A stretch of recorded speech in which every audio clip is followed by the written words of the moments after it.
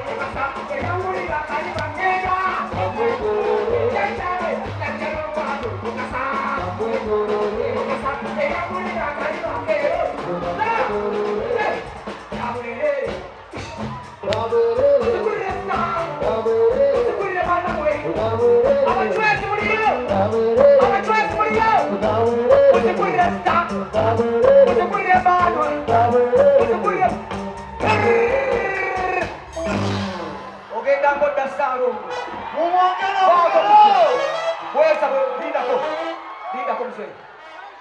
Bajjajja nze makowodde era nsaba nveewo nga muvudde kujjoba ate bazzukulu bammwe beeyagale essaawa eno bweza nnyo bweza bwamukasa ogenda ng'odda Ssaalongo. Bajjajja tusanyuse nnyo okubalaba ne mujja ku show yaffe. Bajjajja mbakubireko mu bugalo.